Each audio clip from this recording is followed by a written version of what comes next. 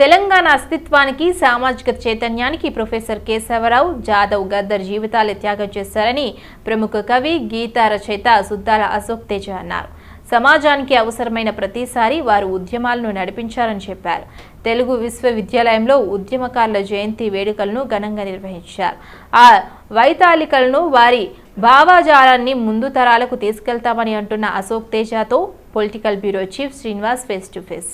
తెలంగాణ వైతాళికులు ప్రొఫెసర్ కేశవరావు జాదవ్ అలాగే గద్దర్ జయంతి సందర్భంగా ఆయన వాళ్ళ భావజాలంతో కలిసి నడిచినటువంటి అభిమానులు కావచ్చు, వాళ్ళ సమకాలికులు వాళ్ళంతా తెలుగు యూనివర్సిటీ ఎన్టీ రామారావు ఆడిటోరియం వేదికగా ఈ సంస్మరణ దినం జరుపుతున్నారు, జయంతి ఉత్సవాలు జరుపుతున్నారు. ఈ నేపథ్యంలో ఈ అనుభవాలను పంచుకునేందుకు మనతో ఉన్నారు ప్రముఖ కవి, సినీ గేయ రచయిత సుద్దాల అశోక్ తేజ. వారి మాటల్లో తెలుసుకుందాం.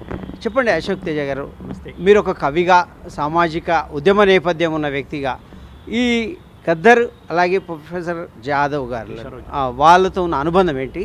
అంటే మేము ఇప్పుడు గద్దర్ అన్నైనా కేశవరావు జాదవ్ గారినైనా నేను వాళ్ళని చూస్తూ పెరిగిన వాళ్ళల్లో మేము ఒక మాకన్నా చాలా పెద్దవాళ్ళు వాళ్ళు.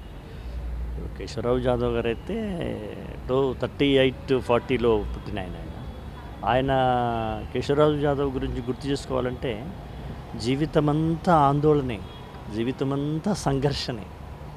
ఆయన ఇంటిని పట్టించుకోలేదు, కుటుంబాన్ని పట్టించుకోలేదు, కుటుంబ సభ్యుల్ని పట్టించుకోలేదు. ఇంకా గద్దర్ అంటే మా నాన్న సుద్దాల హనుమంతు తొలిదశ వాగ్గేయకారుడైతే ఆ తర్వాత ఒక యుగం, గాంధీ యుగం అన్నట్టుగా రాజకీయ నేపథ్యంలో గాంధీ యుగం ఎలాగో సాంస్కృతిక యుగంలో, పోరాటాల యుగంలో గద్దర్ది ఒక యుగం. గద్దర్ యుగానికి ముందు తర్వాత అని చెప్పొచ్చు అన్నమాట. క్రీస్తు పూర్వం క్రీస్తు శకం అన్నట్టుగా గద్దర్ యుగం అనేది నడిపించుకున్న వ్యక్తి ఆయన. గద్దర్ అన్న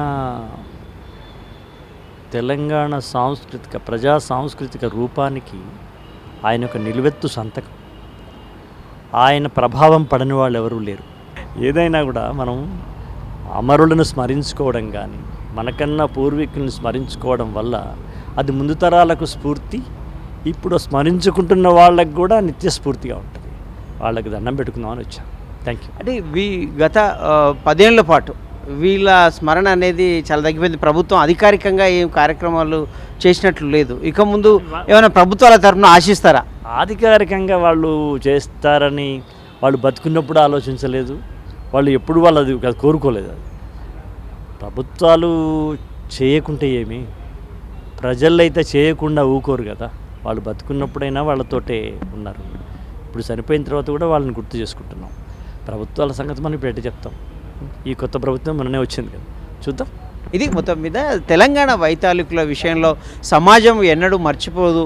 వారు చేసిన కార్యక్రమాల వల్లనే, వారు చేసిన ఉద్యమాల వల్లనే తెలుగు రాష్ట్రాల్లో పౌరాకులు కావచ్చు, లేకపోతే సామాజిక న్యాయం కావచ్చు, ఇంతో అంతో మనుగడ సాగిస్తుంది. ఇక ముందు కూడా ఇది సాగించాలంటే వీరి భావజాలము ముందు తరాలకు అందాలి అని ఆశిస్తున్నారు. అదే క్రమంలోనే ఈ కార్యక్రమాలు కూడా ఏర్పాటు చేయడం కూడా అదే కారణం అని కూడా చెప్తున్న పరిస్థితి. ప్రముఖ కవి, సినీ గేయ రచయిత, ఉద్యమ నేపథ్యం ఉన్న ఒక నాయకుడి తనయుడిగా కూడా తన అభిప్రాయాలు చెప్తున్న పరిస్థితి సుద్దాల అశోక్ తేజ. వీడియో జర్నలిస్ట్ మాధవ్తో శ్రీనివాస్, సిటీ విజన్, హైదరాబాద్.